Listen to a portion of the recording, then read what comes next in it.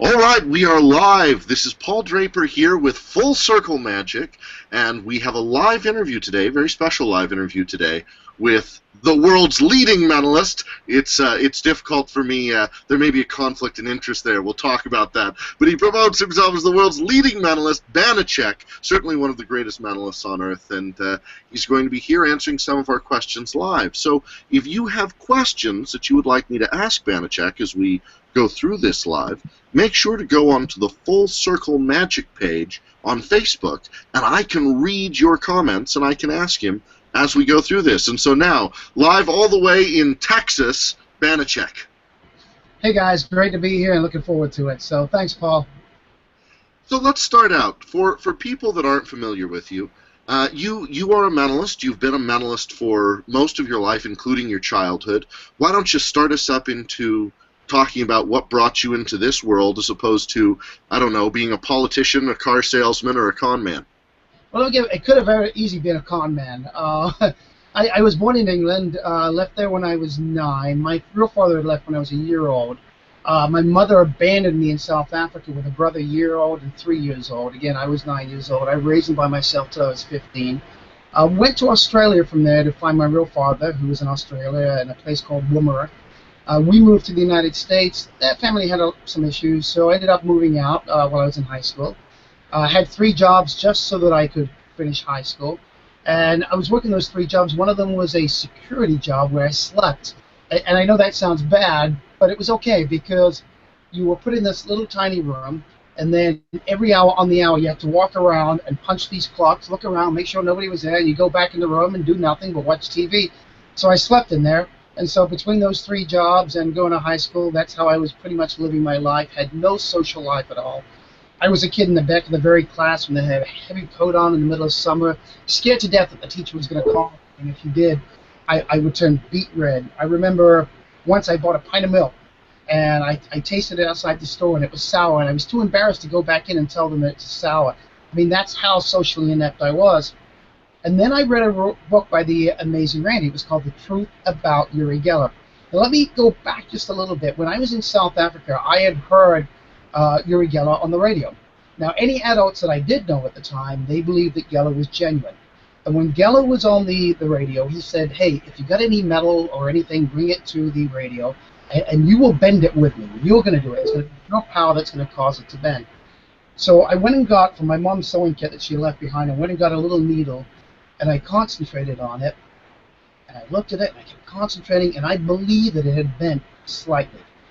Just very minutely, but I truly believed that it had bent. So the charisma across the radio worked for you. Absolutely, but he said we were doing it ourselves. And so, I thought it was interesting, and I never thought of him as a magician or anything. Nobody ever even mentioned that to me. But then when I picked up Randy's book, The Truth About Uri Geller, Randy claimed that the truth about Geller was that he was a magician. And so I started putting ways together, because in that book there was a way to bend and other ways to bend metal. And I had heard that when you see Geller bend metal, I had never seen him do it, I'd heard that when you see him bend it, that you actually see the metal bending. Years later I did see Geller, and there were some cases where you did see the metal bending. You might see it with a key, with a nail. Rarely the spoon or the fork, unless it was breaking, did you actually see it bending. It was usually covered or something and his hand was taken away. But I had created all my bends under the impression that you saw them bending. So then when you see my bends nowadays, you'll see they're all visible bends. It's not just cover it, hide it in a hand, or do something like that. So from Randy's book, I started bending metal in high school and figuring out other things as well. Like I made the school bell go off early so we could all get out of school and supposedly doing it with psychic powers. I got in trouble for that, suspended for that. I got suspended because all the kids were stealing silverware from the cafeteria. They were bringing it to me. And I got blamed because they were stealing the silverware. I was just doing the bending. So I got suspended for that as well. But instead of being this socially inept kid all of a sudden, I found a stage. And I had found a home because I never had a home before that. And the home became wherever I was performing, whatever stage I was on. That became my home, whether it was in the cafeteria, whether it was on the street. So I got a little bit cocky, I guess, after a while. And I wrote Randy a letter and said, look, if you have any kids to try to convince scientists that this stuff is genuine and then come out and say that it's an illusion, I'd be happy to do that.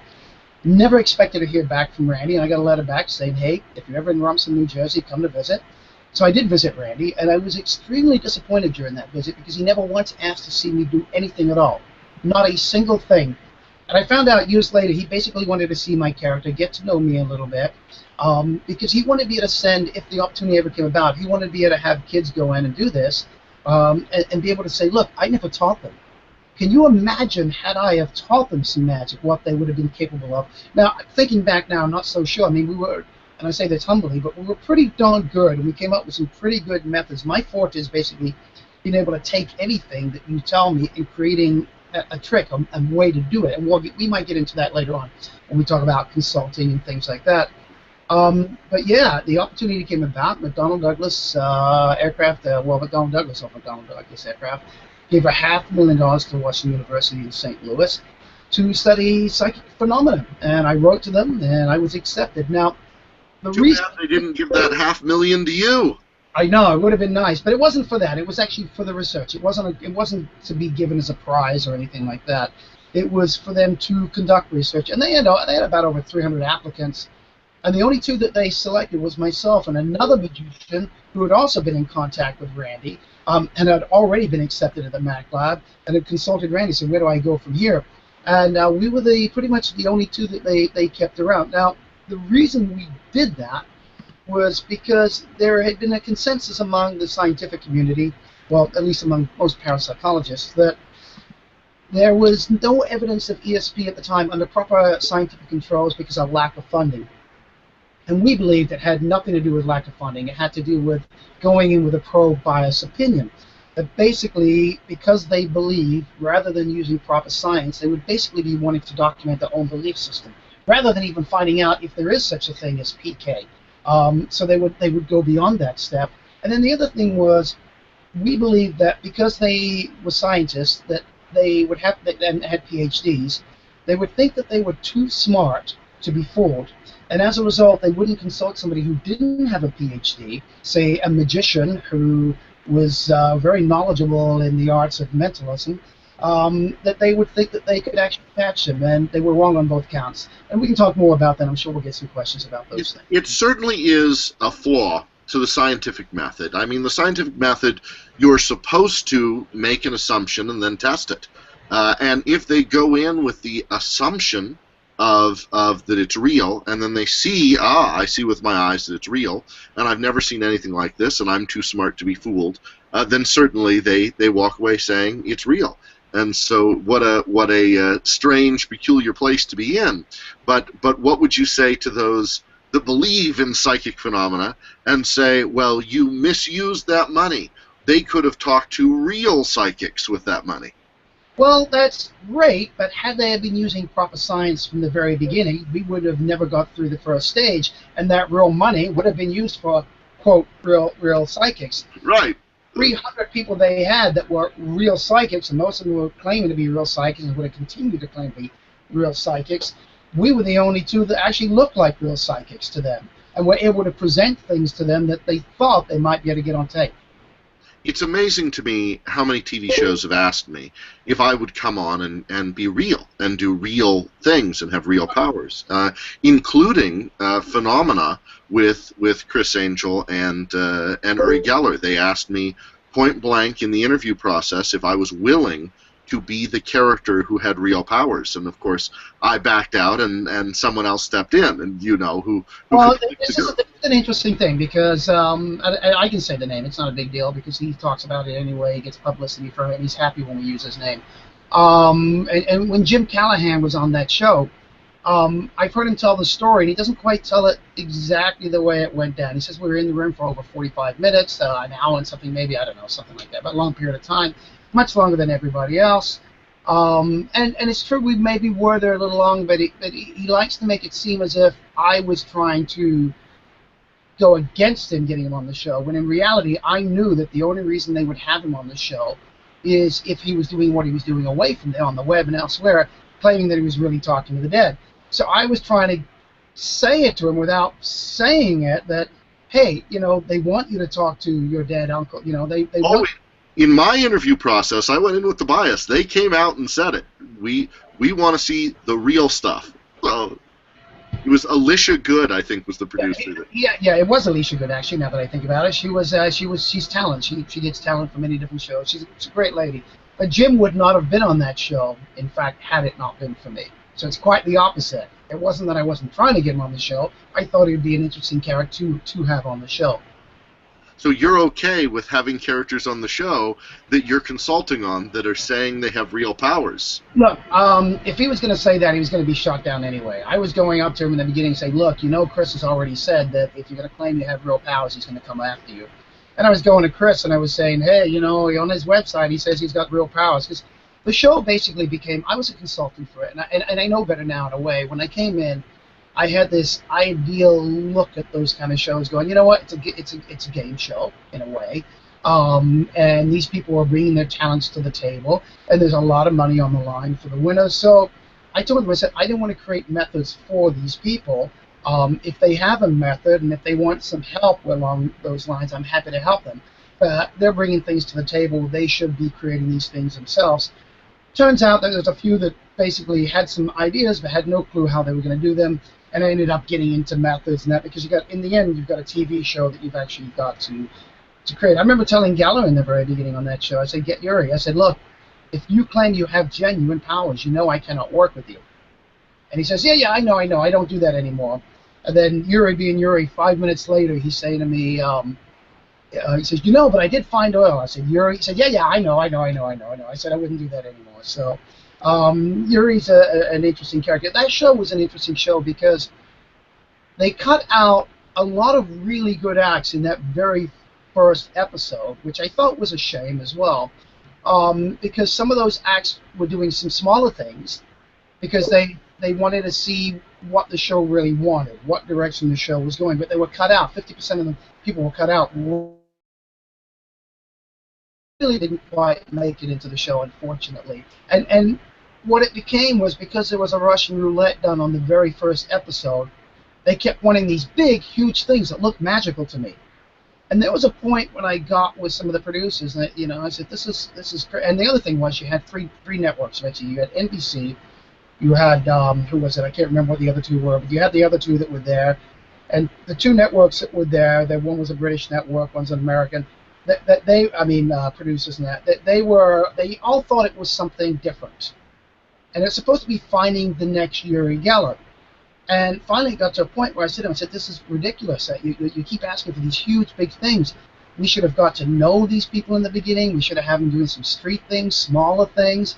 And they said, well, what do you mean? I said, it's become a circus. They said, what do you mean? So I took a little piece of tinfoil for the producers and I put it on the table. I said, watch this. I stood about 10 feet away. I said, from here, I'm going to make that piece of tinfoil move. Watch. Concentrated on it. Stared at it.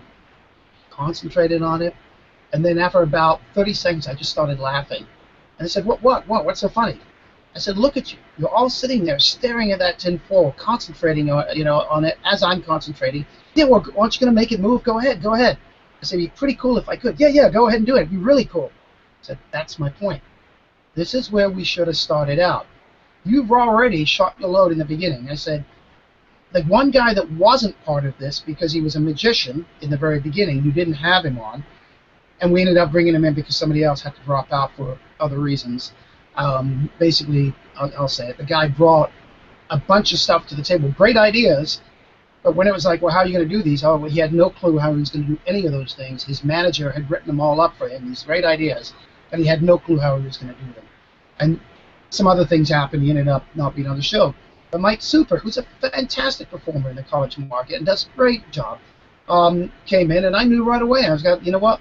Mike's probably going to win this. It's going to be a magician to win it. It's not going to be a mentalist, and it's not going to be the next Uri Geller, unfortunately, because the direction that the show had taken. Right. I mean, Lance Burton had a great line where he said on television, making a mouse appear is more powerful than making an elephant appear.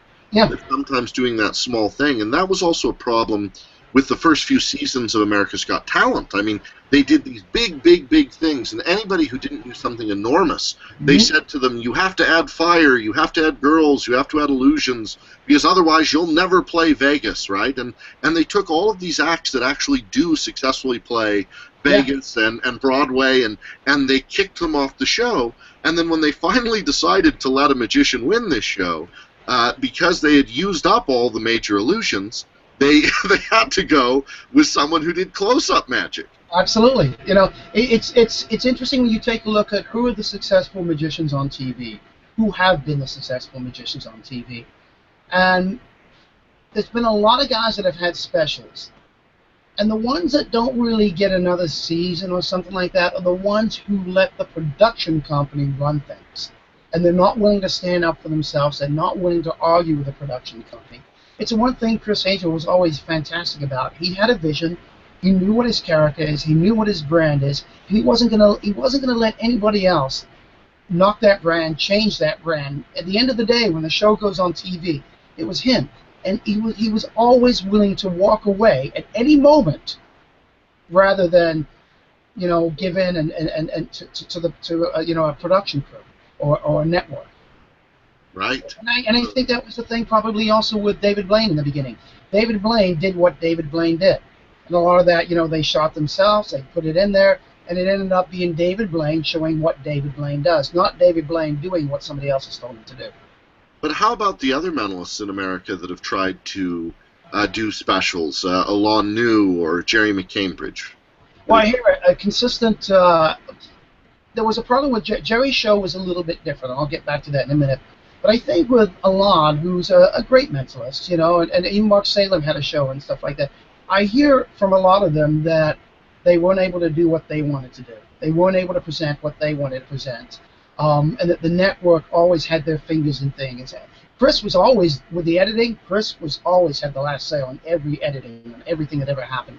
And I think that's part of the problem. Those people don't realize that once they've invested that money in you, once they've invested that time, you have a hell of a lot more power than you realize.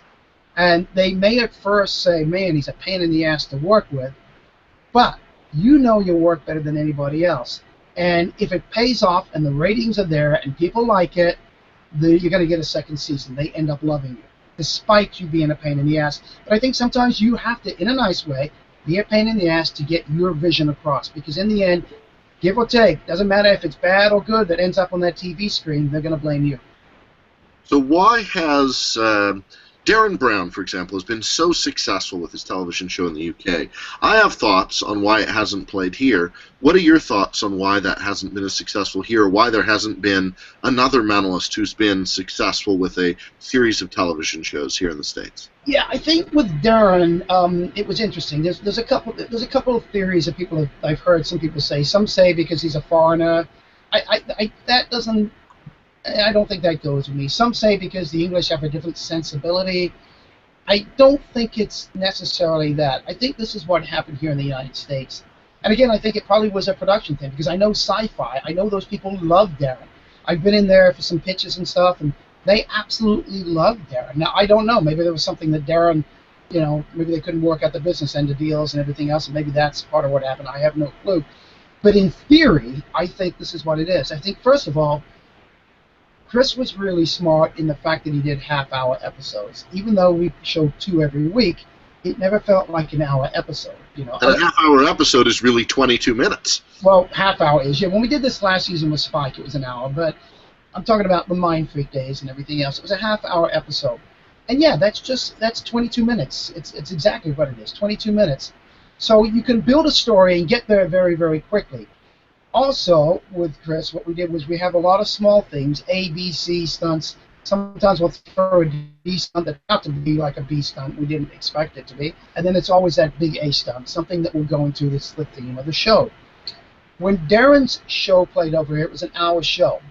And Darren does some absolutely fantastic, brilliant things. But they're all like here when it comes to the mind. You know, they're all this brilliant. How the F did he do that? And I say F because there's kids. How the F did he do that? Am I going to get a note? I'm not sure. No, you're good. You're good. But how did he do that? I'm going to get a note now about not referencing the note. So, yeah. But how did he do that? And then when you see like 3 or 4 totally over-the-top incredible things, people go, okay, it's here, and they kind of block out at that point. There's not this roller coaster ride of these little things, bigger things, little things, bigger things. And even though I consulted on Jerry's show, McCambridge's show back then, my job was not to write the show. It was to come up with methods for effects and that, and some presentations, and help with those. And I brought Ted Komalovich in for that as well, because I didn't want Jerry putting all of his eggs in one basket with me. And Ted's a brilliant thinker. The creator of Mother of All Book Tests, if you and many, many other things that people don't even, know about, and they may even use and not realize Ted's handiwork is in that. Just a brilliant, brilliant mentalist. If you can ever get your hands on any of his stuff, you should do better if you're a mentalist. The hero was born in the spring, could we? Yes, I see. That's an inside reference that most people won't know, but yeah, very good stuff. So every effect on that show was pretty much a big, big effect, and it had that same problem. It was all these big effects, and I didn't like the ending of the scooter at the end, because that was a small effect I felt. Maybe not. Blindfold scooter drive Times Square, but anyway. And I felt like that was the weakest, and he closed with that at the end of the show. But it was all big effect, big effect, big effect. There was none of this roller coaster ride. There wasn't taking you on this ride of emotions or getting to know him or any of those kind of things. And I think that became part of the problem with Darren Brown. In the UK, people have gotten to know Darren over time. From the very beginning, his quirkiness, he's in the press a lot. They know who he is. Over here, people don't know who he is. The people that did see the shows thought the things were incredible. But again, after a couple of big, incredible things, you saw it. It's like me with card tricks. You could do a fantastic card trick, and I go, wow, that's brilliant. But if you do 10 fantastic card tricks, after the third one, I'm just kind of zoning out. But that's me. Some of the best card magicians in the world have day jobs. Yeah. Yeah, no. Well, some of the best mentalists in the world probably have day jobs, too. So, just because you do it every day doesn't mean you're good. And just because you don't do it every day and you do it as an amateur doesn't mean that you're not good, because it just may simply mean it is a passion for you, and you take those few things that you know how to do and you work them and you work them and you work them and you do them well. I think that's sort of the secret to being a really good mentalist, is not and a magician too, not buying the next big thing out there, not being enamored with every trick that comes out there. It's okay to have that knowledge, but sometimes too much knowledge can dilute the things that you're doing. Well, that's what the term amateur means. I mean, when we break down a more, it means the love. Someone that's an amateur is someone who still loves it. And a professional, maybe, I guess, is someone who doesn't love it anymore. But there's nothing wrong with that. I mean, you see that all the time. People will buy a trick. They'll try it. They put it in the drawer. And then they see a magician do it on TV years later, and they bring it out the drawer, and they start doing that presentation, and they can't quite get it across again, so it goes back in the drawer again. Because they've not worked on being a performer. They're just working on doing tricks. They're tricksters. They're not really, truly magicians. So at the early stages of your career, you were doing these spoon bending, in high school even. So how was it then? I mean, you've worked with Uri, and really, prior to you releasing your DVD on spoon bending, there were maybe a dozen mentalists that were out there doing spoon bending. Right. I think Guy Bobley was doing it.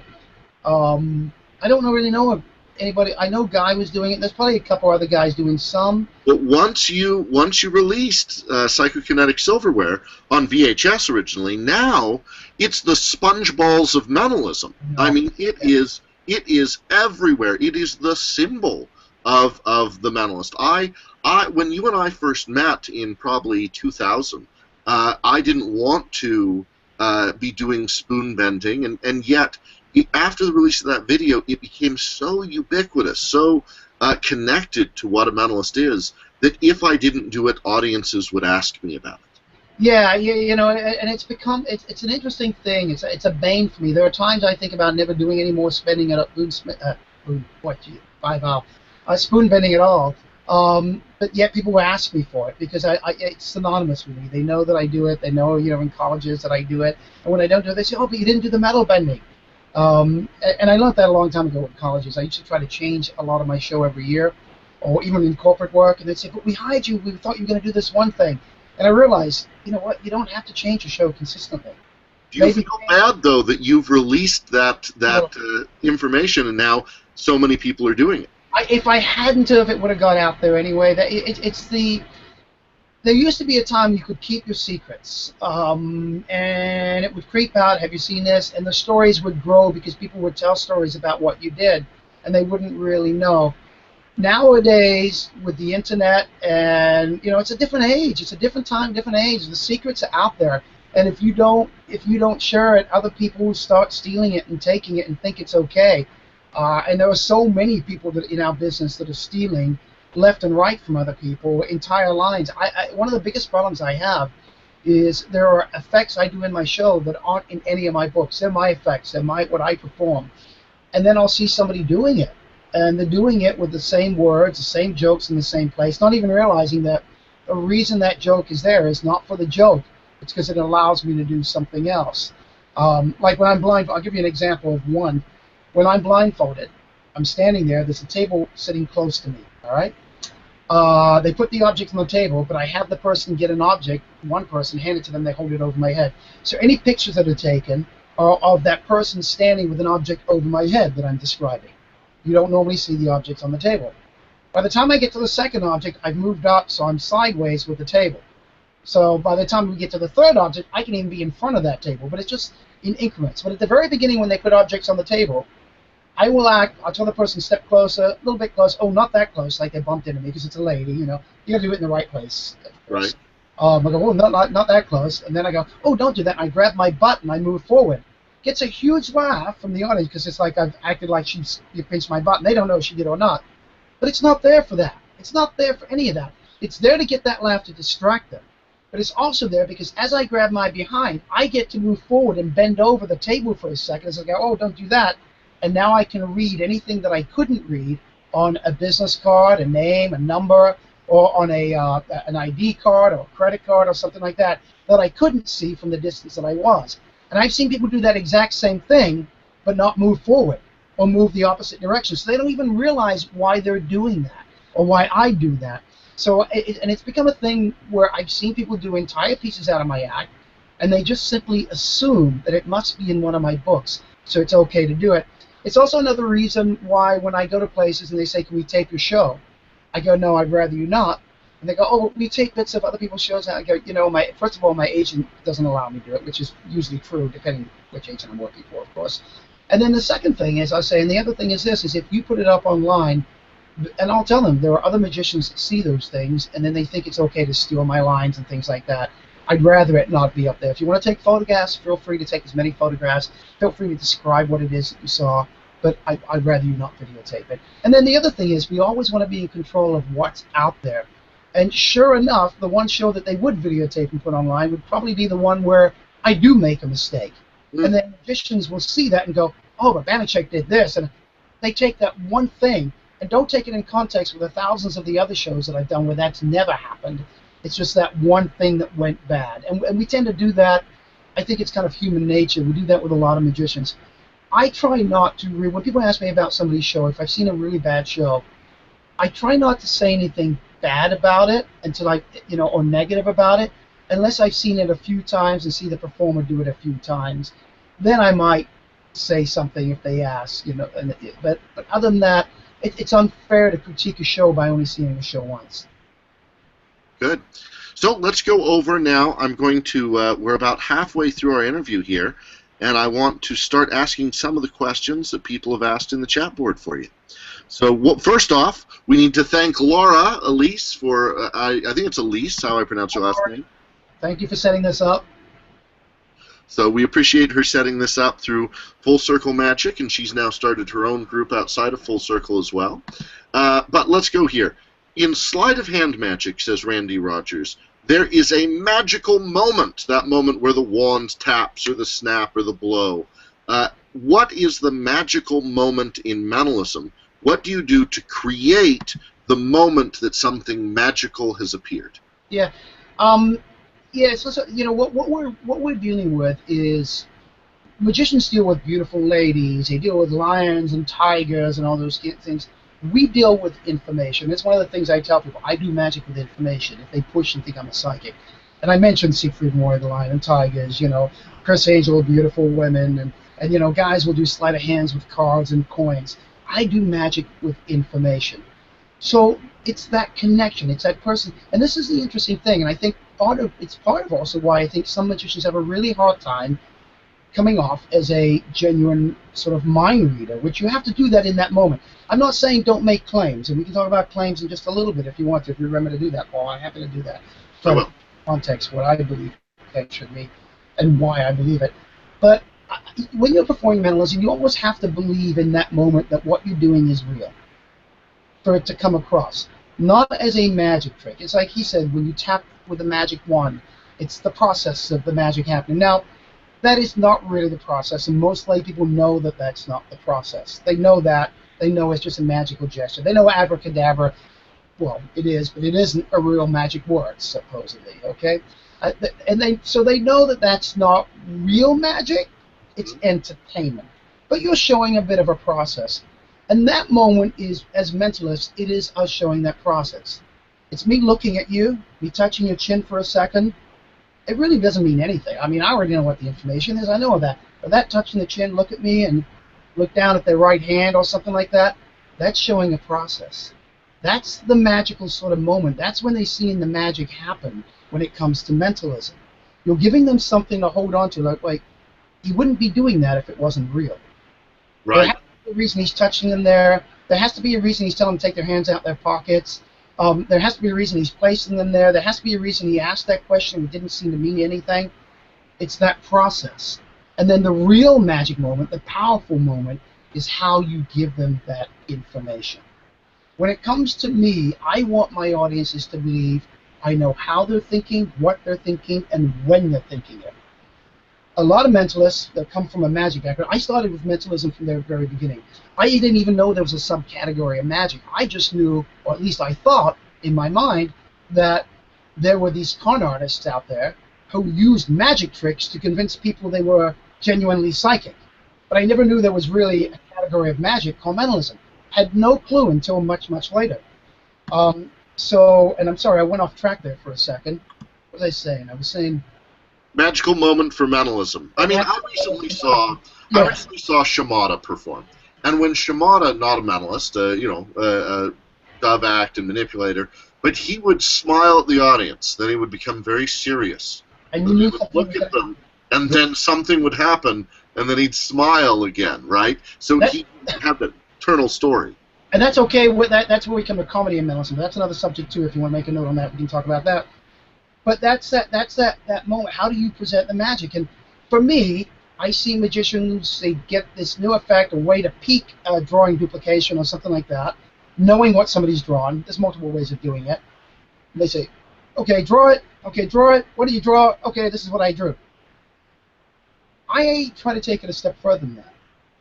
Telling you that, say, and we'll go to my cat analogy because it's the one I put out there, and I do it with my drawing duplication, which goes into my Q&A routine with my Pro Pad Folio. But the idea is this, is I know that they've drawn a cat. I could just draw a cat and say, what did you draw, and show the cat. That would be amazing in itself. But how much better if I say, do me a favor, and nobody in the audience knows what they're thinking of. Nobody knows. And I say, go ahead, start drawing. Stop. Did you just draw a circle or part of a circle? Yes, keep going. The two triangles mean anything to you? Yes. Now to the audience, they could be drawing anything. I knew they drew a circle. I knew they drew two triangles. And then I say, keep going, let me know when you're done. Did you forget to put a mouth on that? And they say, yes. I know this. I could stop right there and start a religion. I don't even have to show it's a cat, because to the audience, I'm in their head at that moment, knowing how they're drawing as a drawing. I knew they drew a circle when they drew it. I knew they drew triangles when they drew it. I even know there's supposed to be a mouth on this, and I know that they forgot to draw one. How much more powerful is that? How much more powerful it is when somebody picks a word out of the book, they can go, okay, that might be a trick, but when you say, you know what, mix all the letters up in your word. Don't tell me what the word is, mix them up. Think of a letter. Got one?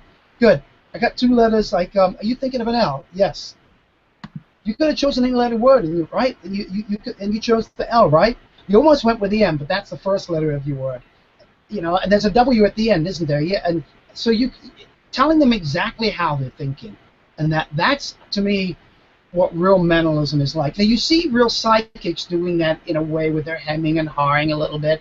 I'm getting like an H, and they do it a little bit. And I think as a performer, though, when we're doing mentalism, pure mentalism, And I say pure mentalism because there's mental magic, but there's nothing wrong with that if that's what you want to do. I think hemming and hawing too much in your show becomes boring. And I see some guys doing that. I'm getting, and it becomes boring as all hell. Do it twice, but sometimes sometimes it's just as strong to say, "Look at me, monkey," and I go, "Oh my God!" And you pause for that and you say, "Monkey," and you slam it and you hit them home with it. Now, if you did that every time, it'd be okay.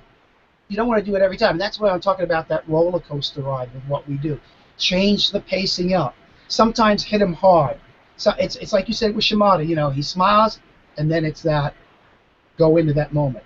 And Right. it could be the same thing. Looking at somebody, smiling, pausing, serious, monkey.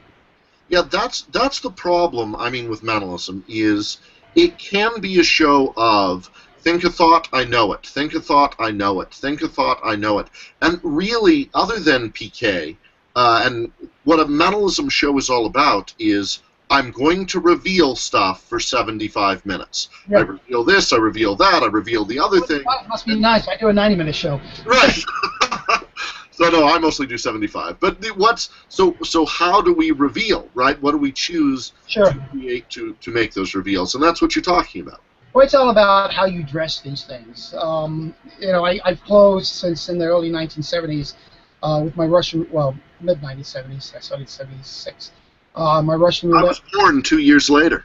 Yeah, let's see. Yeah. Thanks for making me feel old. No worries. No worries.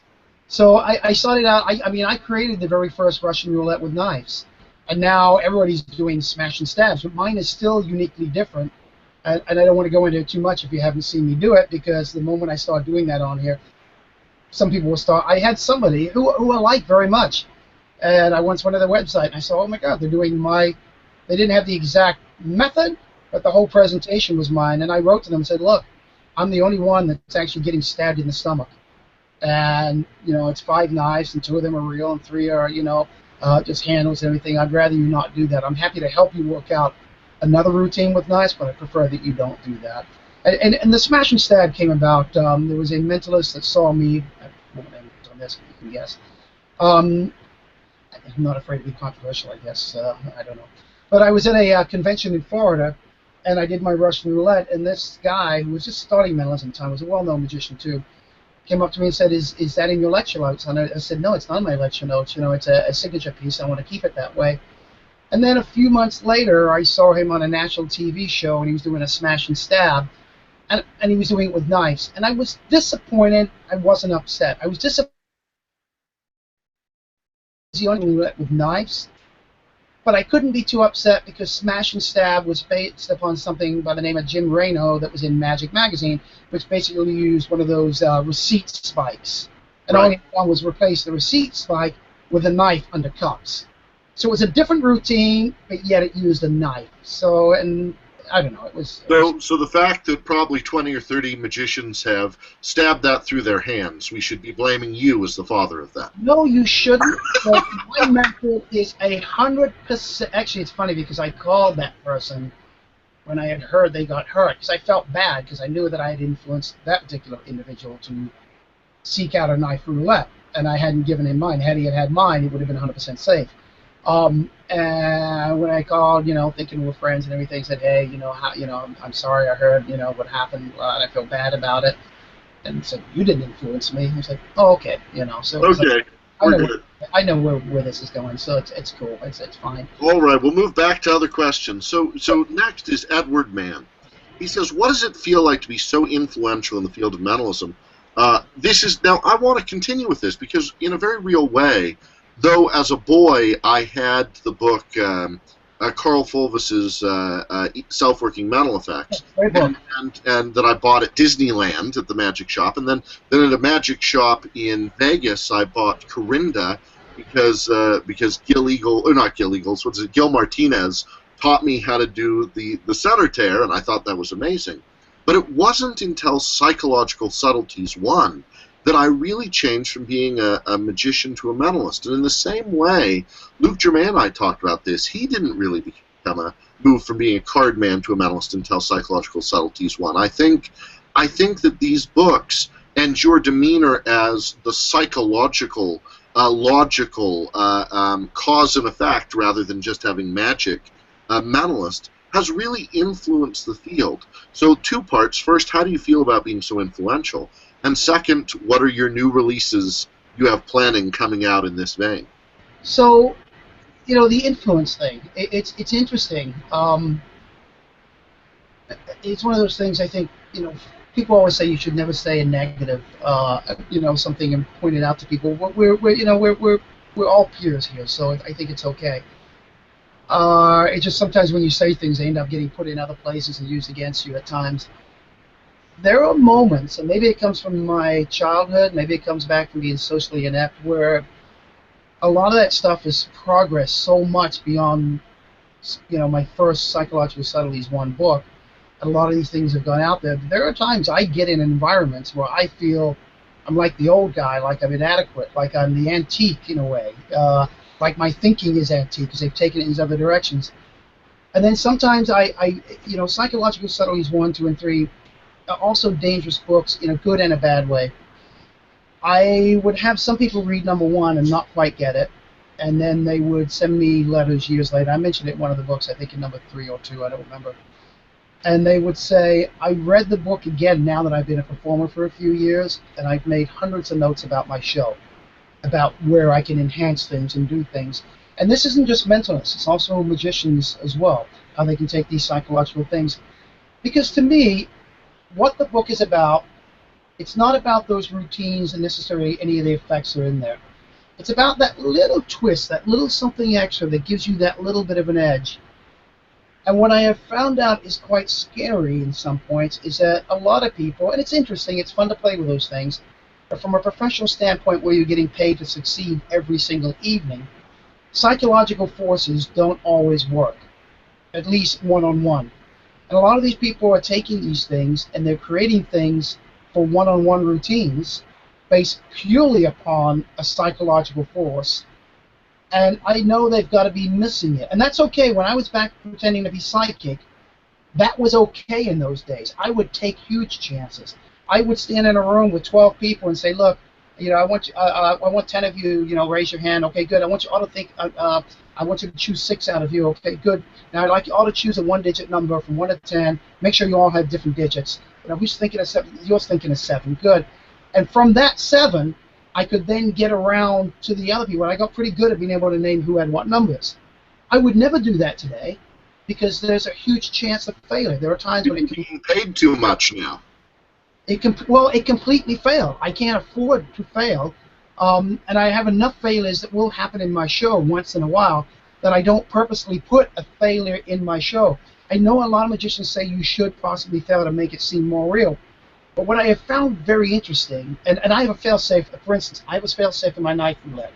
There are times I have a mind fart, and the prediction is just wrong, but I know the moment I failed. I know I have 2 ways of knowing that I'm wrong. 2 ways of knowing.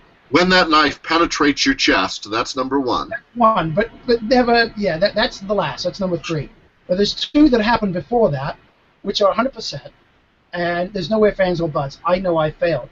At that point, I've got to disregard my prediction and start talking. And I've set it up at the beginning of every piece of where I'm a little bit nervous about this. I had a premonition last night.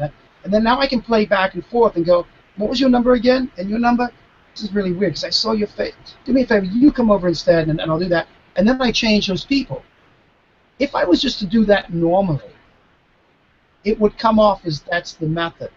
But because I'm so nervous, because I know I'm in this bind, the whole field, every part about my demeanor shows that something's wrong. And so it comes off as genuine. The times that I fail come off as genuine because I have genuinely failed. But I've also found out, maybe it's just my acting ability isn't as good as it should be, the times I fail on purpose, it comes off as more contrite. Well, because you're so tense about it. Yeah, but let's come back to your question. I apologize. I go off on these crazy tangents. No, you're great. What do you have coming out soon? Well, before that, because you asked about being influential with people. Oh yeah, being influential to so many mentalists and really changing the world to be more. Bob Cassidy probably hates what you've done.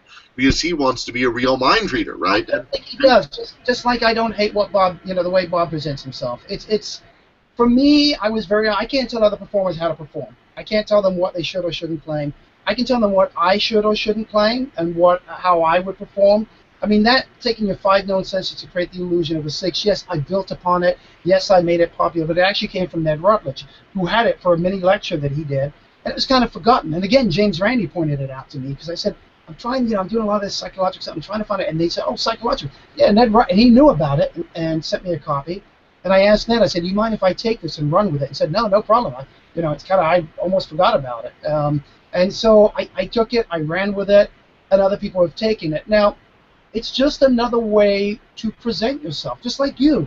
You have your own way as an anthropologist. You present yourself in a different way. And you're not quite going after the psychological aspect of things. It's more of a history, being able to understand human nature and things like that. And it kind of ties together with that, but not exactly. You found your own niche, your own little hook that you pull it in with. And that's sort of what I did. And I knew there were a lot of people out there that felt uncomfortable claiming they were genuine. So I wanted to give them another way to present themselves. Now, a lot of mentalists hate it. They hate that. They hate doing that, but then don't do it. You don't have to do that. I do think you've got to be real careful, because a lie is a lie is a lie. When Darren Brown, who I think is absolutely brilliant, he's a friend, and when he first came out and started insinuating that everything was NLP. Right. That was the cause to his effect, rather than a magic wand, was NLP, right? Yeah. But a lie is a lie is a lie. Basically you're telling people it's NLP and it's not. So, and this is the problem in this day and age, and it's one of the reasons I say I think people should have disclaimers, because if you don't have one, and if you claim it to be this certain thing that it's not, somebody's going to call you on it at some point, and rightfully so. They have that right to call you on that, and it's kind of what happened with Darren. There was a news article that came out saying, that's not NLP, it's done this way, and they exposed the trick. And that becomes a problem when you start saying that you're a genuine psychic, and you're using mentalism tricks that people can find on the internet, or they can buy a book and find it in there. You're not doing all your own original stuff. Geller did his own original stuff. That's part of why he got away with what he did. But if you're not doing your own original stuff and you're saying you're a genuine psychic, I think you're setting yourself up to hurt other mentalists, because somebody is going to come along, and you might say it's wrong. You might say it's wrong for them to expose this, but they're going to go ahead and expose what you do and show you for the trickster that you are, because you haven't told them that it's magic. You haven't explained in a proper way to them that, hey, I'm not a psychic. This is simply entertainment. I feel one of the reasons I have a disclaimer in my show is I know there's going to be a group of people who are going to come in and believe no matter what. Doesn't matter what I say, they're going to see what I do, and because they already believe in this stuff anyway, they're going to say, nah, it's not a trick, that's real. Nothing I can do to change their mind. It's a small group, but there's a group there. Then a bit of a larger group they're going to believe because they see what they see. Then there's going to be that group of people who are not going to believe no matter what I say. Doesn't matter what I told them, how good I was, they're not going to believe it's real no matter what. But there's a very large portion that have never seen a mentalist. They come to my show, they don't know what this is. And I become the authoritative figure on what this is. What I say it is the explanation they get with Darren. It was NLP in the early days. Now he's come way back, and now he embraces his magic background. If I say that it's psychic, they're going to believe that. They're going to believe whatever it is. I tell them it's all psychological.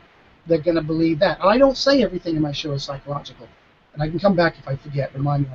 And I appreciate when you saved me. Paul Vigil and I were on a panel together at Mindvention, and I was talking about how I feel sometimes that to some audience members, I'm a prophet for a religion that I may not believe in. And Vigil said, both of us from Utah, both of us studied anthropology, both named Paul, right? He said to me that nobody believes it when they see it, and you came back and said, no, you think that people do, and it was an interesting interaction that I wish. And he said, those are crazy people. I don't care about them, and that was another whole thing. So yeah. Which I do care about it, but the thing is, I feel the responsibility. I think it's a large portion, and there are magicians that will say, well, if you're doing Macbeth, you don't stop in the middle of the play and go, wait, ladies and gentlemen, I'm just an actor playing the part. Well, of course not, because it's all about context, isn't it? You know, with a play, you know it's a play. You know they're actors. They dress in these weird uniforms or outfits for the period and everything. You know they're actors. But if you see a neurosurgeon on stage and he starts talking about the human mind, after a while you go, okay, this guy really is a doctor. He knows what he's talking about. Even though he's on a stage where performers perform, he's a real doctor. If I'm doing this and it looks like I'm a psychic and it looks like it's all real, if I tell you I'm psychic, it's one of the reasons I like working for engineers, because they have to have an answer. Yes. So no matter what answer you give them, that is what they will latch on, because they cannot walk away saying, I don't know, which is sometimes the smartest thing you can ever say in life, is I don't know. So anyway, but the second part of that question, and these questions the answer seems so long, sorry. The second part of that question is, what do I have coming out? I've just written a book on pocket writing. It needs to be edited and laid out properly, and it's going to be a hardcover version. I was hoping to come out with a PK Touches book before that, but the PK Touches book is such a hard book for me to write. Not because I don't want the stuff out there, which I'm okay with that. I've come to that, because there's so much good stuff with it. But how do you lay it out? Do you lay it out as each routine, each effect? Do you lay it out with, because there's so many subtleties and psychological bits and everything else, do I teach those one at a time? There's, person feeling the tap, there's person feeling one tap. How do you make that one tap appear to be two taps, even though it was one tap? How do you make two taps appear to be 16 taps? And there's just all these different things, and it's becoming the hardest book for me to ever write. And my wife constantly says, you need to get that book out, and I have other people saying, you need to put it out before somebody else puts something out. And I know that because I've had situations where people were going to put some things out on PK Touches, and I'm going to look, no, I can't give you permission for that because I haven't put mine out yet. And I'm hoping to have that out hopefully middle of next year, if not before that. I hate giving numbers like that because I've said that for 2 years now. The pocket writing book should be next week. I have a little bit of time. I'm going to sit down and finish that up. Then it gets sent to a person who lays it out. Then it gets sent to an editor. Then it comes back to me. Then it goes back to the editor. Then it comes back to me. Then it goes to another editor. Then it comes back to me. And then finally it will get sent in to the person who does all the layout and goes in. My pocket writing, I learned from Mark Strivings. And I don't have it as a regular piece in my show, but it is always in my pocket. Oh, yeah. Because if a phone rings in the audience, I now have somewhere to go. That's in my book. I do that. I don't know if who you heard that from or anything, but it's something I've done for years because I've seen a lot of performers get really upset when a phone goes off, and they admonish that person, make the person feel like an idiot. Look, I've been on stage. I've had my own phone sitting. I've had 1,500 people sitting out there. My phone is rang, and it's my wife. And I can just let it ring if I wanted to, but it's obvious. So I pick it up and go, hold on, it's my wife. Hi, honey, how you doing? She's like, what are you doing? Or, honey, I'm on stage in front of 1,500 people. Now, she's yelling at me. Why did you answer the phone? Honey, everybody say hi to my wife. They can't hear her, but, and she's yelling at me because I answered the phone. I had no choice. So if I can do that to myself, and I don't think I have a split personality, if I can do that to myself, how can I assume that that person in the audience is a selfish human being who doesn't give a damn about anybody else and thinks the world revolves around them? Now, probably if I assumed that, I'd be more than right, but it's not always the case. So when a phone goes off in the audience, I say, whose phone is that? No, don't be embarrassed. It's okay. No, really, it's really okay. Do me a favor. Just tell me who called you. What was just their first name? Who was it? Mary. Mary, good. And would you look at your phone and tell me the exact time they called? 7:20. This is really weird. And please don't be embarrassed. It's okay. Because on the way here, I had a premonition that even though we would tell everybody to turn their cell phones off, one person would forget. And well, yeah, do me a favor. And I pull it out of my pocket with 2 fingers up here in my breast pocket. I do it. Would you open it up? It says Mary. And it says 7:28. And now what I've taken is a really bad moment and a very uncomfortable moment and turned it into a standing ovation moment. And it gives me the chance at this end to say, ladies and gentlemen, I don't have any other predictions about cell phones on me, so please make sure you turn your cell phones off. Perfect. It's the perfect way to go about it. So yeah, and I always have it in my pocket just for that moment on stage. So and I like it so much better than nail writing or any. And I sell nail writers. I like it so much better than that because it's also. No, you don't sell nail writers. You sell boon writers. Band writers. Good point. Good differentiation. But the great thing about pocket writing is you can do it as you're doing walk around, and there's nothing for anybody to see, for you to get caught with. But I've also realized why so many magicians don't use pocket writing. Back in my early days, when I first met Doc Hilford, I did an effect with pocket writing for Doc and a few other well-known mentalists at the time. And it was an invisible book test, but it was a Rolodex. Remember the old Palm computers that you used to get, Palm Rolodexes? You may not, you may even be too young for that. But you used to put your phone numbers, your names in, and everything else of everybody. And then about 2 months later, the battery would go dead, and everything didn't have a flash drive, so everything would get lost, and you put it all again because you were the cool guy with the Rolodex, electronic Rolodex. So I turned it into this whole electronic dictionary thing. And they would choose a word and a number they would type in, and a word and everything else. And I did this for Doc them, and they had no clue how I was doing it. And I quickly came to realize why so many people don't do pocket writing, and it's because there are so many ways for you to get caught if you don't understand the psychology behind it. And there are many little subtleties you can do. Also, your handwriting is going to be bad, but there are ways to cover that as well. And I don't want to go into too many of these things because they're all in my book. So, you want to buy the book, yeah. Exactly. It lays it out where anybody can do pocket writing.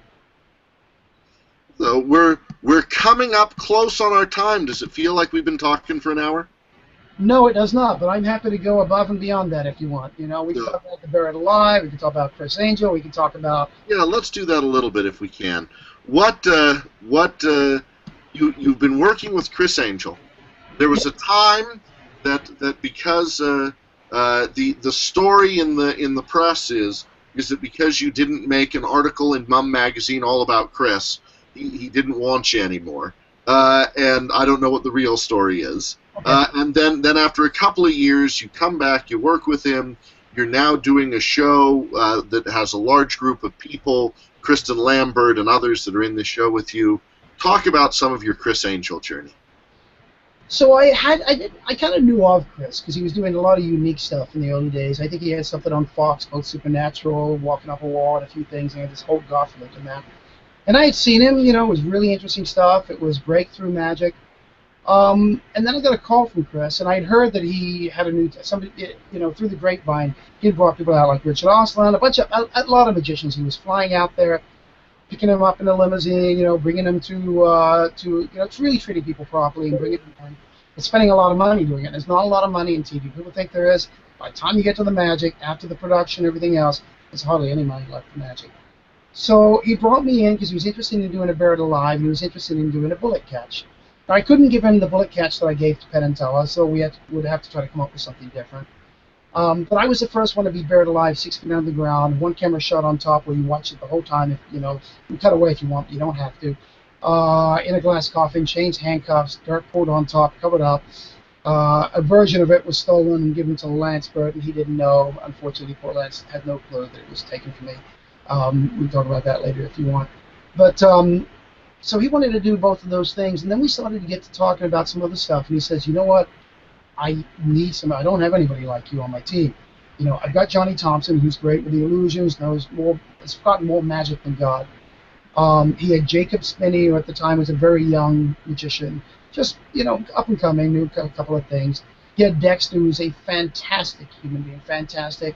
Worked behind a magic counter at a magic store. He's just a really interesting, clever guy too. But he said, I don't have anybody like you. And he said, I don't really have much money left in that first season, which he didn't. And he said, and I said, you know what? I've already got a bunch of shows. If I can go out and do those shows, I can come back and work on the show. I'll be happy to do it. Yeah. So we worked that out, and we ended up working on the show. And I think it was supposed to be like 6 or 7 episodes that first season, and it ended up being something like 21. Like, as we got through the first 3 and delivered them, they liked them so much, they then asked for 21. So we had to sit in a room. And when you're with Chris, every season we would sit in a room and would have to come up with about 250 to 300 tricks that we wanted to do per season. That's in 2 weeks we would sit and do that. And then you get 2 weeks off, and then you come out and you have to start shooting, and you have to start delivering. And we were delivering 1.5 shows every single week. To put that in perspective, I think David Blaine had over a year for his last special and 6 months for the one before that. I could be off on those numbers slightly, but not by much. We were delivering 1.5 shows a week and having to figure out how to you know, turn those shows in. And we can get into what people think is stooging and not stooging if you want to talk about that later, because he gets a really, really bad rap for that, and people don't know what they're talking about, and I'm happy to say that because they don't. But all of a sudden, Chris started getting real famous to the point where, in the beginning, we would walk on the street up to somebody and say, "Can we do a trick for you?" "What? Get away!"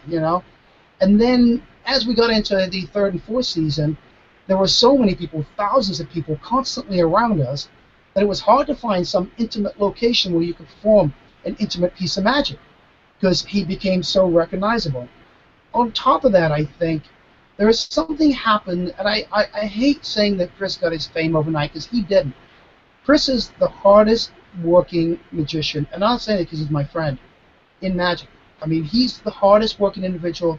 You have no clue how hard that man works to get where he is. He gets up like 6, 7 o'clock in the morning.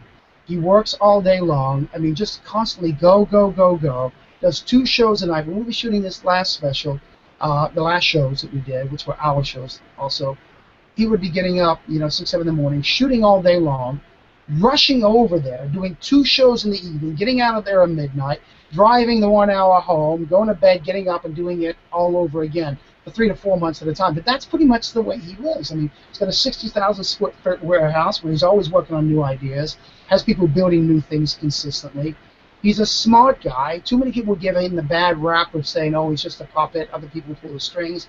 No, Chris knows Chris Angel. He knows his brand. And when you can't think of a way to do something, or you're having a hard time, Chris finds a way to do it. Quite often, he would change things that you had. You'd say, "Do it this way," and completely change it. And in that first season, it was one of those things that knew what we were doing. So Chris would show up because his schedule is so busy. He would show up. "What am I doing? This is what you're doing. Okay, good. And this is how we're doing it, right? Yeah, okay, good." And then he would do it, and we talked about it earlier. Each episode was 22 minutes long. He would perform an effect, and he would talk because there was no time to work out the pattern or anything. And he would talk for 25 minutes in the routine and perform the effect in there. So now you've got one thing that's not even an A stunt that has to be broken and edited and cut up to be able to show it on TV. We didn't have the opportunity to have it and reshoot it another day. We had to take what we had and make it work. So all of a sudden, people are telling Chris, that he can do no wrong, nothing. And I think there's a little something that maybe goes to your head a little bit. I've seen it happen with performers time and time again. Chris is not unique in that. And you don't really know who your real friends are, because there are so many people around you that want something. They're there for ulterior motives, and it's absolutely true. It's consistent. People become your best friend, and they buy you things and they do things for you because they want something from you. And that's sort of what was happening with him. And to be fair, I think by the 4th season, I was a little burnt out at that point. I kind of wanted a way out. I needed a break. I needed a rest. And I didn't know how to do it in sort of a gentlemanly fashion of just disappearing without Chris taking it personally as well. But I joined Chris because he was so genuinely nice about the people around him and about his family. Just a really, really good guy. And then that article came out, and Chris was upset about some things that were in the article. And we had a disagreement about those things, but it was sort of it was a blessing in disguise, because it gave me an out. It gave me a chance to be able to leave, and I did. And we stayed friends. I mean, I could have been very upset and angry with him about it. There was no point. I knew what he was going through. I knew the trials he was going through. I knew the pressure that he was under. I knew the pressure that he had with Cirque, a $100 million deal going on at the same time that he's shooting the TV show, and he's negotiating those things. He negotiates. The amazing thing for me is when I watch him negotiate something, I don't have the balls to do and say the things that he does. He's always been willing to walk away from anything and everything if it doesn't fit who he believes Chris Angel is. And kudos to him. I mean, kudos to him. But we stayed friends. And then when the Spike TV thing came around, he called me, and I thought, you know what? It's time for me to come back. And he's still always been friends. We never hated each other. It was never like that. It was just a weird phase he was going through, and a weird phase I was going through. So, yeah. So when's he bringing back Joe Monty? Had to go there, didn't you? Just had to go there. You know what? You may actually be surprised. The amazing thing that I've seen about him is I have seen him get into major arguments, fights with people where they hate each other, and then they turn around, like Norm in Vegas. There was that huge thing, and it was like, they hated each other. Then Norm is the press writer for the Las Vegas yeah, I newspaper. think Chris said something about because something was well, I'm not going into details, but it's going to give him another blind eye or something and it was pretty bad. But Norm loves him now. He absolutely loves Chris. We've run into him a couple of times out, and he can't do enough and be pleased enough to see Chris. And I've seen that consistently with Chris, where he ends up becoming really good friends with some of those people that you thought those relationships would never happen. So, I don't know. He and Monty could end up being friends again. Will it ever happen? I can't say. I mean, I'm not a real psychic. Right, I'm just I picking. can make a prediction, but it Yeah. could be wrong. So, sorry, you froze up. What's your prediction? I said I could make a prediction, but it could be wrong, so I didn't make it. No. Laura just wrote in and said, "Thank you for mentioning me. Tell Banachek that his seminar in Houston in 1997 changed my career path." So Oh, that's wow. another individual who you Was this a magic seminar, do you know, or was it a skeptic seminar? don't know. So at the in Houston. Yeah, it could have been either one. Wow, because I don't normally lecture in Houston. I know I did once or twice, but that's about it. I did one with muscle reading before I wrote the book. Yeah. We already have people saying they want to place their order for pocket writing now. And- When I did my favorite book is my muscle reading book. That's my favorite because for two reasons. One, I love what I have in there, but more so I love what H.J. Burlingame had in it. And it was a little booklet that was almost getting lost to history. It even has a thing in there about how to teach your dog to do magic. But it was written at the time when all the big muscle readers were doing their muscle reading. So it has their methods, has their articles, newspaper articles, so it's very descriptive from those things. And that's my favorite book, personally, that I've ever written, is the muscle reading book. And when that came out, we took pre-orders for that. And one of the things that happened was the book went to the printers, and Scott, who's my business partner, on that, had sent out a unedited version of it to the printers to get sort of a bit of a quote with them, so they had a feel for it and everything. And I've learned never to do that ever again either. And then we finally sent the final version, and then it was supposed to be hardcover. We told him it was going to be hardcover. And we get all these books, and when he opens the box, they're all softcover, and it's the unedited version. Oh, no. And now people are going to have to wait another 4 weeks for it. So I said, Scott, tell you what we'll do. Even though I don't like this book being out there, let all those people a copy of that. Tell them it's going to be a collector's edition. The other ones are going to be destroyed. Please don't sell it. Don't pass it on out there because there are a lot of typos, a lot of things. Explain exactly what happened. We'll eat the shipping on it. But I think it's the right thing to do because they've expected to have it already. They'll get a taste of what the book is because it's basically the book with all the typos out. And then we'll send them the hardcover book as well when it comes in, and we'll pay for the shipping as well. So I did that, and I've kind of sort of learned not to take pre-orders. I understand a lot of people do that because they want to be able to pay for the publishing of the book and everything. And if you don't have the money, it's one way to go. But I should never say never, but I don't think I'll ever take pre-orders on anything. I like that you said one of the things you liked about Chris Angel is that he took care of his family and he took care of other people and was kind. I want to tell you a story if you don't remember. When you came to Utah and I was a college student, an undergrad, I wrote to you and said, gee, is there any way I can come and see your show? And you said, yes, it's a corporate event, but I'll let you come. And after the show, you let me come and see you do some close-up for some people. And then you said, well, let's go out for dinner. And we went out for dinner, and I was ready to pay for it. By hell, I had saved up the money as a college student, and I was going to buy dinner for Banachek, right? And as dinner was over, you grabbed the check and said, I'm not going to let you do that. You're a college student. But one day when you're making good money, make sure to go out and buy dinner for someone else. Well, there are a lot of young magicians in Las Vegas over the past 11 years as I've lived there that have had free meals because you bought me that one meal.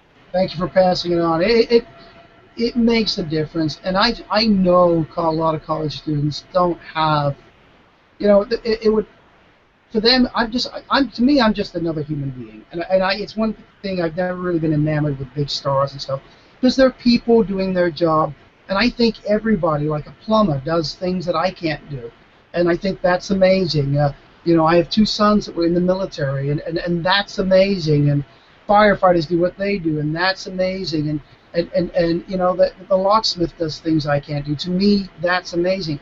Our job is to make ourselves seem larger than life. That's part of our job. It's why some people would debate, well, how can you say you're the world's greatest magician? What am I supposed to say? I'm one of the top three? Is that how I'm supposed to promote myself? I had somebody once introduce me, another magician introduced one of the top three mentalists, and I got off and said, what the hell? You know, I appreciate you saying that, but people are now thinking, who are the other two? That's what they're thinking. Right. I mean, your advertising is the world's leading mentalist. And well, why would I not? So why would I just go? The point is to put that out there. Now, if I was a sucky mentalist, I don't think I am. But if I was, yeah, or if you're just starting out, maybe you don't quite want to say that yet. But if you got a bit of a reputation, and if you can do a good show, and if you're getting standing ovations most nights, yeah, that's definitely the direction you want to go.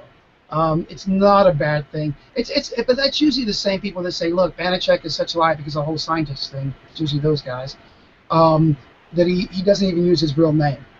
It's like, really? Wait a minute. You know, then you got to call Kreskin a liar. You got to call Houdini a liar. You got to call all these other people that you look up to liars because they're using a stage name. It's a stage name. Engelbert Humperdinck had one. Yeah, Tom Jones. David Copperfield has one. Chris Angel, not his real name. It's a stage name. It's what we do. And there is a reason I chose Banachek. And that reason was my name was Steve Shaw. I was doing a bunch of corporate shows. And as I was doing those corporate shows, I did one. And I gave the guy my intro, and it's a CEO, and I was very young, and I couldn't be demanding at that time. Say, please just read this, and I'll do the rest. I was too embarrassed, socially inept again. And I would give it to him, and they'd get up, oh, I've seen him on the Today Show, seen him live, he's done this, he's done that. Please welcome Steve. What was the last name again? It's embarrassing to me. So, did the next show, told the guy, that the last guy forgot my name, please don't forget the name. Oh, no problem at all. Does the whole intro, makes up his own stuff, talks about stuff he's saying. Please welcome Steve. What was the last name again? Third guy, I really emphasized it with him, and it happened a third time. I thought, why is this happening to me? And of course, the way that I think, it had to be psychological. I started thinking about it, and I realized Steve and Shaw are very common names. People see it, and they don't think they have to think about it. Steve, not even Stephen, Steve it was, Steve and Shaw, each have one very soft syllable. And it just kind of flows right through the brain.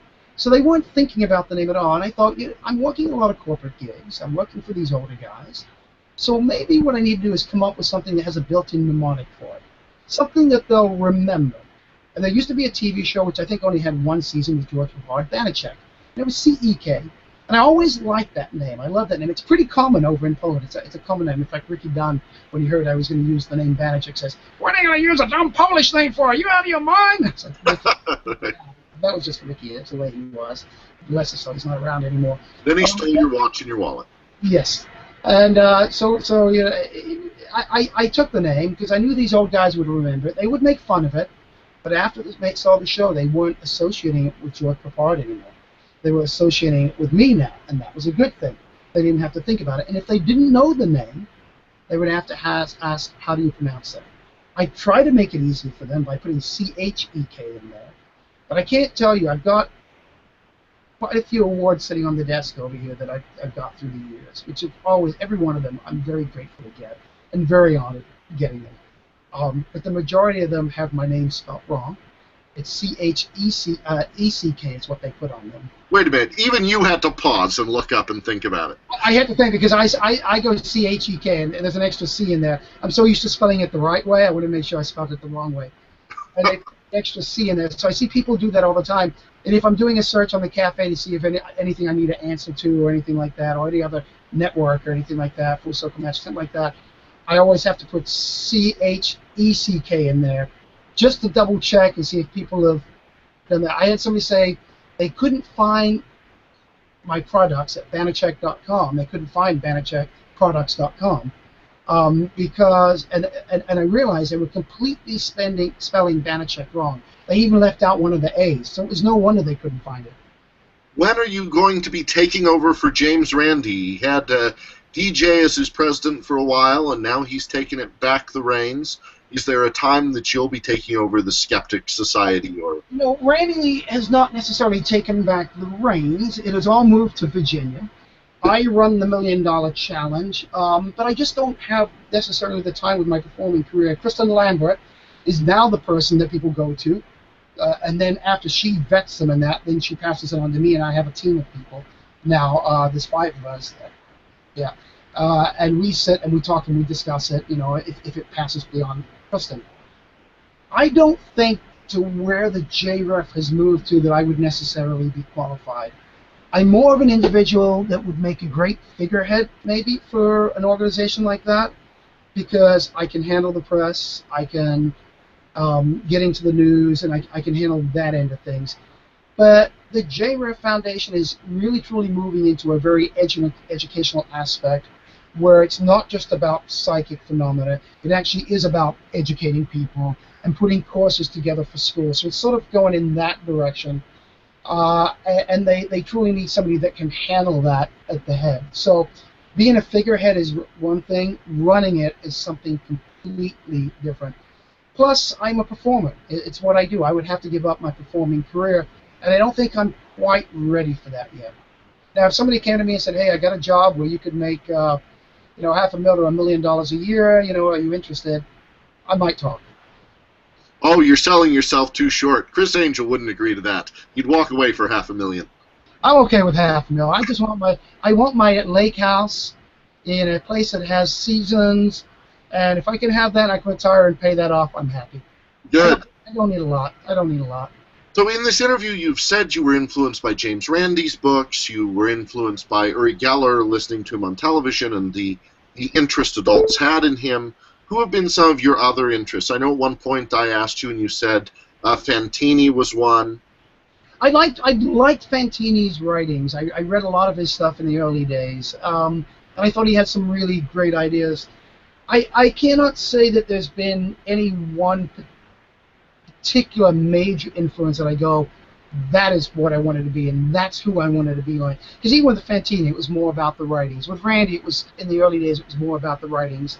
With Geller, I'd heard him on the radio, but yeah, of course, I was influenced by the spoon bending and the things that he was doing. I was a lot more influenced about my style and the way I think about things by watching evangelists and reading books about the old psychics and the things that they did. Those are the things, those were the real gems, because when you watch an evangelist, he knows how to grab an audience.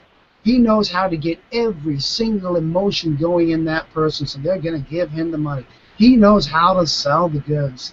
And those are the people that I used to watch. And those are the people that I used to learn of. I remember, was it a guy by I think the guy's name was Dr. Scott. That might be his name. I think he was out of Chicago. I could be wrong on this. I guarantee you that Cassidy could tell you who he was in a second. He's a guy with white hair, much like Cassidy. And I remember sitting watching him for a full half hour while he sat on a show. I said, I'm not going to speak another word until you guys have sent in X amount of dollars. And he sat there and he just stared at you. And you just couldn't look away. He was just that much of a personality that you sat there watching, waiting for when he was going to talk again. And it's just, and those kind of things just truly fascinated me. And, coming up with Stigmata was based upon something that happened with kids having welts appear on their body. And then I found ways to delay it. PK Touches came from an actual psychic, which did a very bad version of it, but it worked. He basically would walk around a person. At some point, he would bump into them. 15 minutes later, they would open their eyes and say, what did you feel? Oh, I felt wind, and I felt something push against me, and they had forgotten that he actually tripped over the cord, and they didn't see that he actually hit the person. And you sent the guy a royalty check, yeah? Well, he's dead, so I don't have to. Yeah, it's good that way. And I took it and I refined it and I turned it into something that mentalists can actually use. But yeah, I was very influenced by Melville Christopher. Read a lot of his stuff when it came to the fake psychic. So for me, that was an honor when I got his award because I was so influenced by Melville Christopher's writings. But it was his writings that were about psychics, not necessarily his magic writings. How about the Dunningers and Kreskins and those? I heard about Dunninger and I heard about Kreskin, saw a couple of Kreskin things on TV. I can't say I was necessarily influenced that much by Kreskin. I was influenced by the fact that he was able to get on these shows all the time and do things like that. And I was always, from the publicity angle, To me, Dunninger always came off in some. I'm not Dunninger. Kreskin always came off a little bit like it was magic to a point, but it was still amazing. I never truly believed that what Dunninger was doing could possibly be real in any way. I mean, not Dunninger. I'm sorry, I keep saying Dunninger. In Kreskin. Kreskin. And I didn't see enough of Kreskin back then to be that influenced. It wasn't anything go, wow, that's what I want to do by watching Kreskin. Having said that, I do think that Kreskin has not got the credit he should get for the influence that he's had on mentalism, because my understanding is Kreskin would go to Tannen's, buy something, do it on TV that night, and he always had an interesting twist of the way he performed it. He was able to think about those things. I've had a bit of an issue with Kreskin over the years, but not a bit, a lot actually, because of a lot of the news. He's lent his name to a lot of these newsletters go out asking little old ladies for money and saying that I can answer and tell you your future if you send me money and things like that. So I have major issues with those things. But as it's funny because there may be people in the industry, I may not like them as individuals, and there's very few like that. But I will still recommend their shows if they do a really good show. I say you should go see that show. It's a really good show. But I may not like the person for whatever reason. Maybe because they just don't like me and I don't know why. Who knows why or whatever. Or maybe should we go see The Mentalist in Las Vegas with Jerry McCambridge?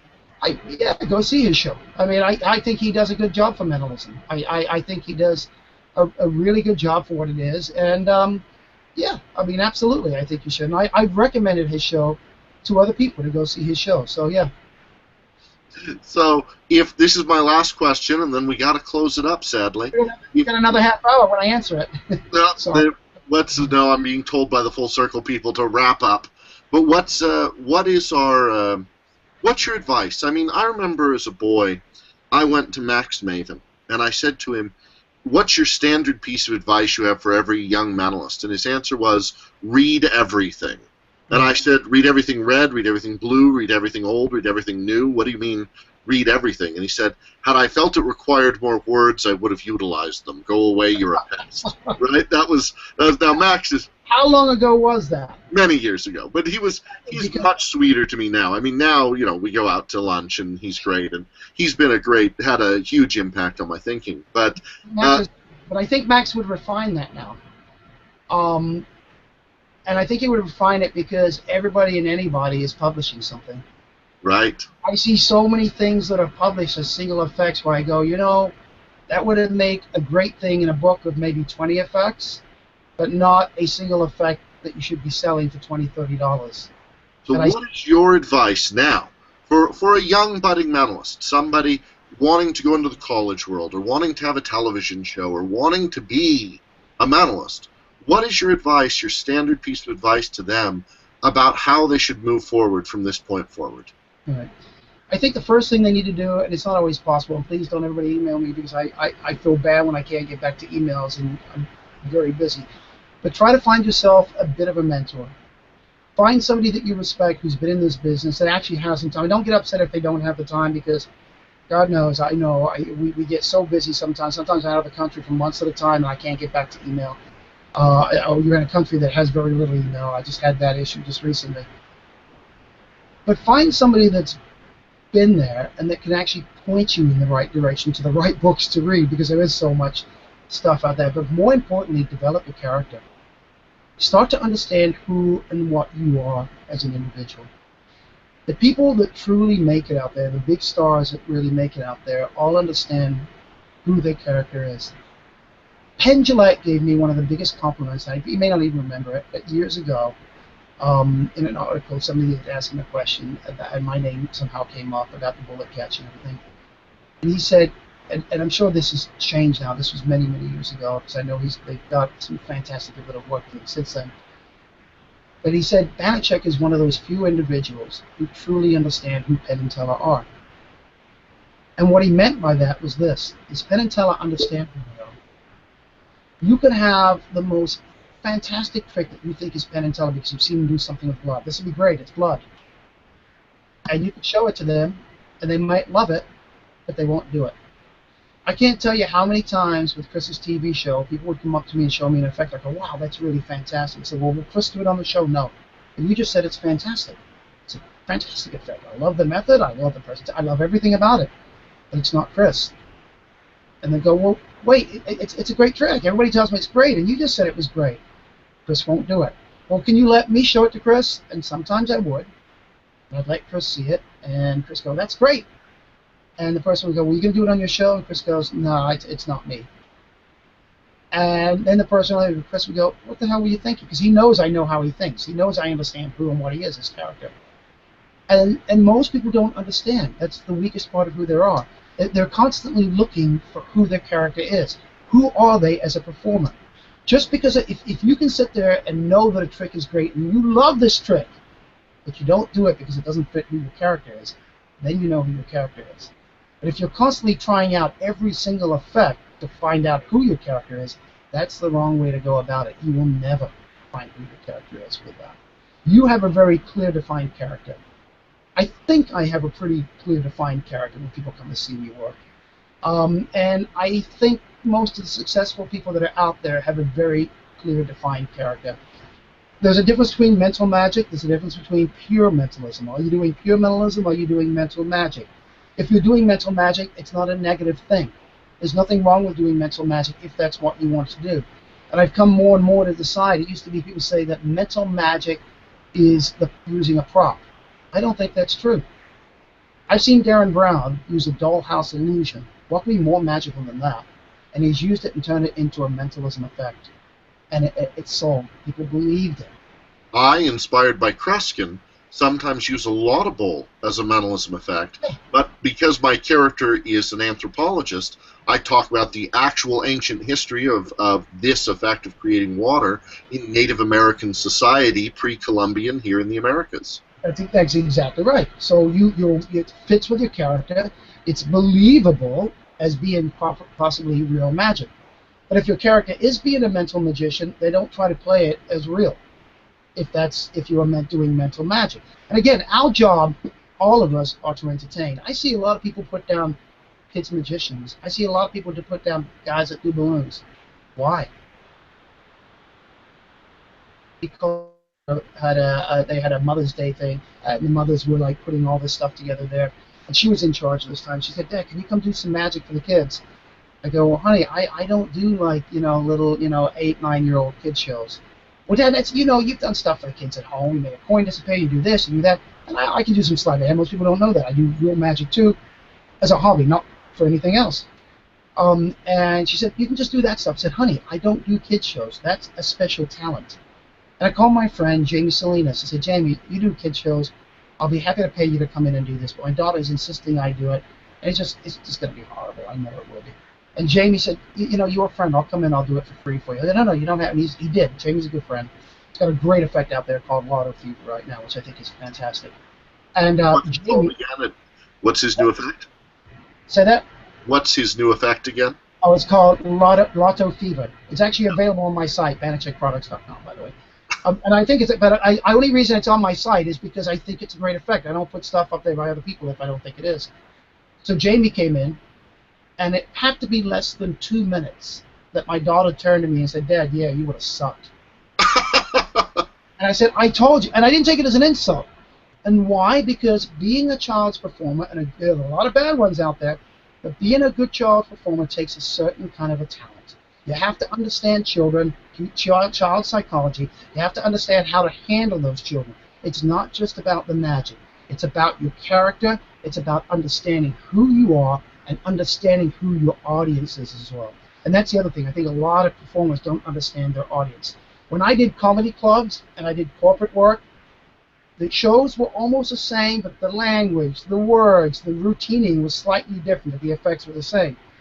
And I would go and do a bunch of corporate shows, and I'd go to the comedy club, and thank God they had like the Tuesday and Wednesday nights, which were slow, because it would take me those 2 nights to get back into that character and who that individual is to be able to perform the comedy mentalism for the audience. And then when I would do those, I'd go back to and it felt very weird going back into the corporate stuff.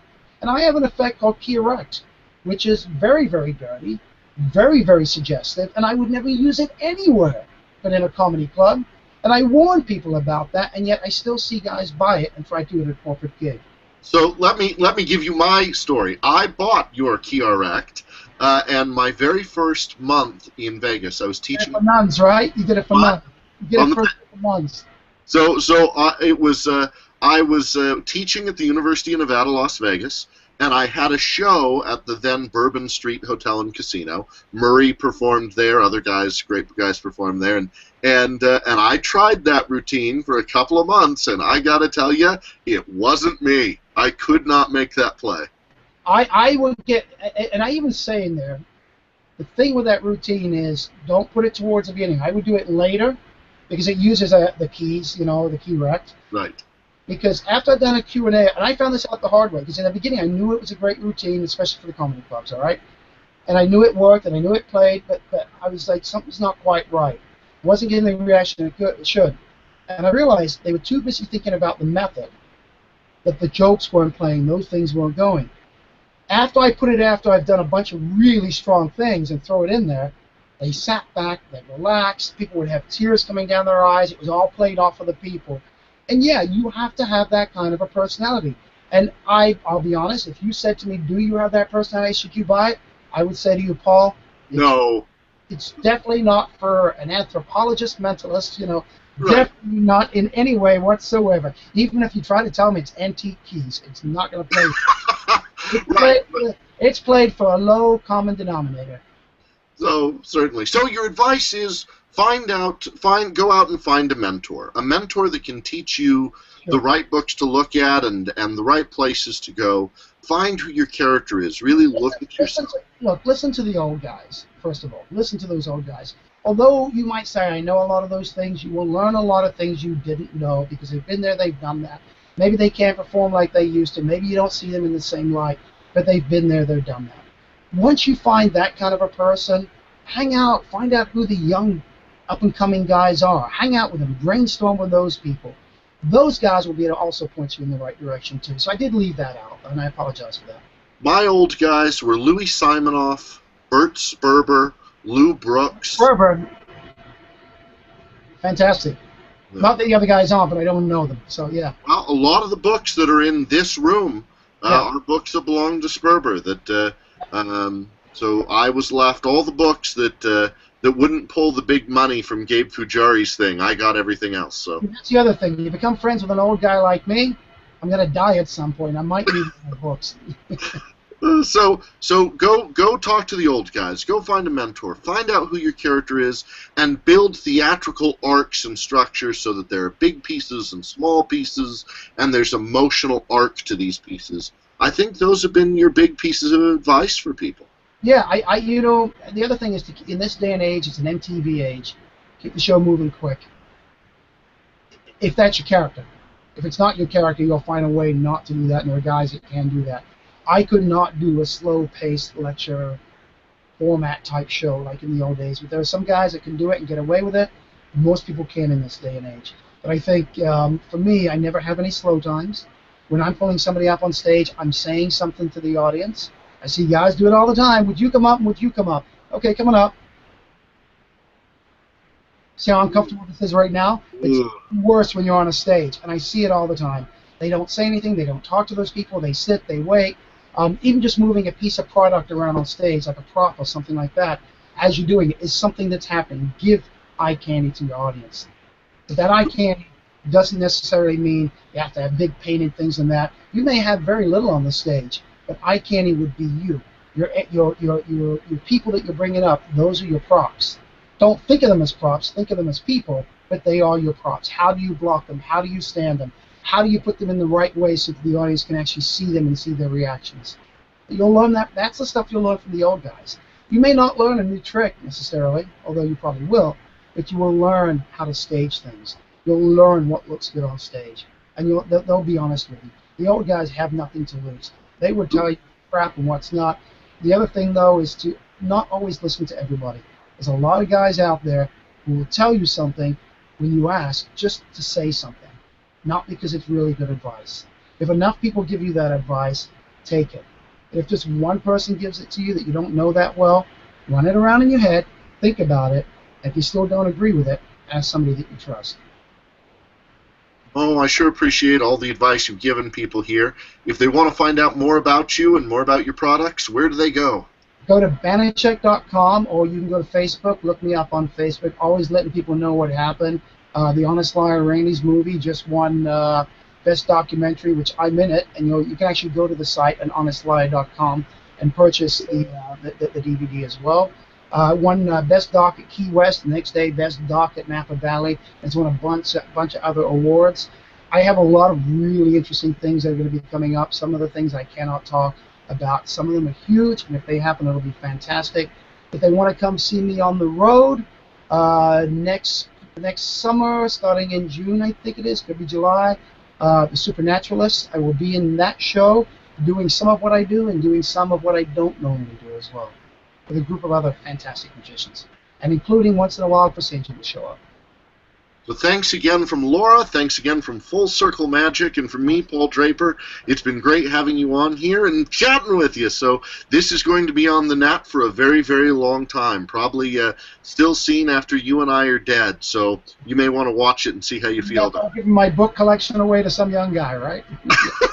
So thanks so much, and I'll chat with you again soon. Thanks, Paul. You did a great job. Thank you, my friend. Bye. Bye-bye.